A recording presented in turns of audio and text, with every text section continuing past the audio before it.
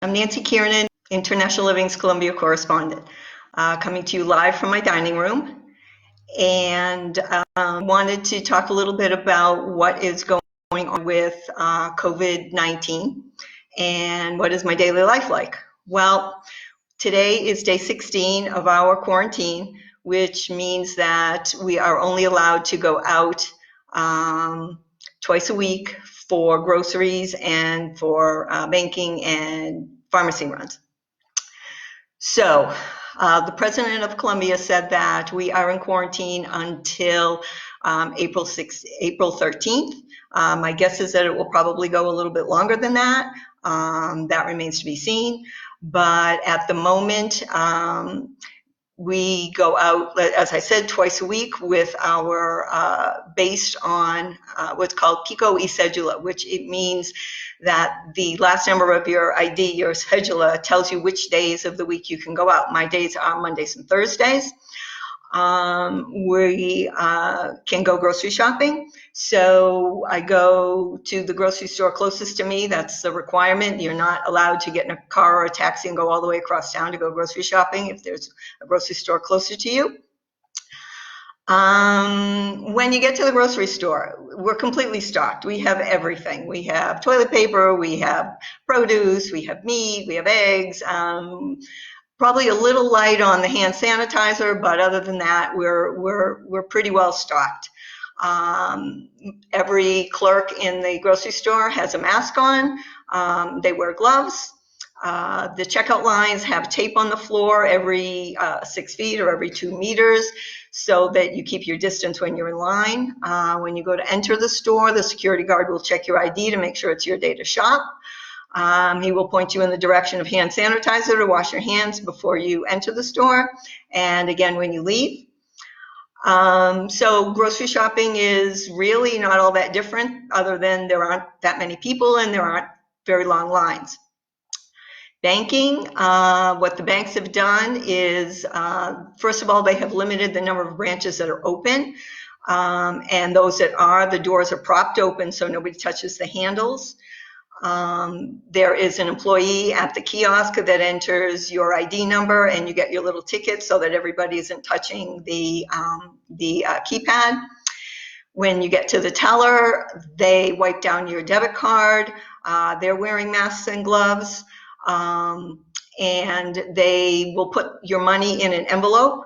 At least at my bank, they put your money in an envelope so that if you want to clean it when you get home before mixing it with other money in your wallet, you can do that. Pharmacy, I've not had to go to the pharmacy to purchase anything, but I've seen that they don't allow you in, at least the pharmacy that's closest by me. They have a little swivel thing where you put in your prescription and they spin it around. But again, I don't know that that's the case for all pharmacies, but that's the one nearest to me. So what am I doing to keep busy? Well, I'm writing for International Living. I'm catching up on Netflix. I'm catching up on some reading. My closets are getting cleaned out. My junk drawer in the kitchen is slowly becoming just a drawer. The junk is slowly disappearing. I'm spending a lot more time talking to friends and family via Skype and via WhatsApp, which really isn't all that different than how I would talk to my family and friends back in the States anyway. But the expat community here is staying in touch with each other doing that. So today is Palm Sunday, and I live next to a church. And normally there would be bells and you would hear the mass going on and you would hear the people in the procession to bring the palm, and obviously all of that is silent. Colombia is a predominantly Catholic country, so this whole week coming up is called Semana Santa or Holy Week. And normally people are on vacation. Normally people are going to Mass Thursday, Friday, Saturday, and Sunday of the week coming up. None of that will be happening. People are spending time inside with their families. And I would say the vast majority of people in the vast majority of neighborhoods are adhering to the quarantine. There are, in the downtown area, unfortunately, there are people who are not adhering to it. Those are the people who are day workers. If they don't sell their fruit on the corner or they don't do a day's worth of labor, they don't get to feed their family. And so unfortunately, they're not able necessarily to maintain the quarantine. The vast majority of people here in Colombia are adhering to the quarantine. Public transportation. I have not been on it, but the metro system here in Medellin is still running. Buses and taxis are still running, but you're only allowed out if you work in either the healthcare industry, the media, pharmacy, or in the food industry. As far as food, restaurants are closed to the public. Restaurants that either have delivery service or they contract through Rappi. They are the ones who can still cook and prepare food, and it can be delivered to your apartment. The expat community is trying to continue to buy as much as we can from our local mom and pop restaurants to hopefully keep them in business and have it delivered to your home. Is Colombia prepared for the coronavirus? I don't think any country is actually prepared for this, but South America and Colombia in particular had the luck, I guess, for lack of a better term, that we were able to see what happened in China. We were able to see what happened in parts of Europe, and the president shut our borders quickly. As of March 20th, we started our quarantine.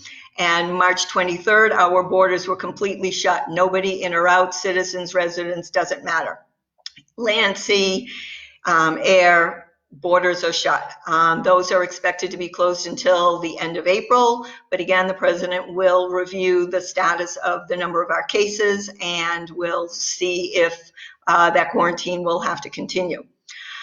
One thing that I found pretty cool and pretty amazing was here in Medellin, one of the local liquor manufacturers last week stopped producing liquor and has been retooled and relicensed to produce antiseptic alcohol. The first delivery of this will be made this week, I believe, to hospitals, nursing homes, clinics. Their second batch of it that they will be making, their second large batch, will be made available to the public. Hospitals are doing okay. We have a shortage of masks, much like other countries.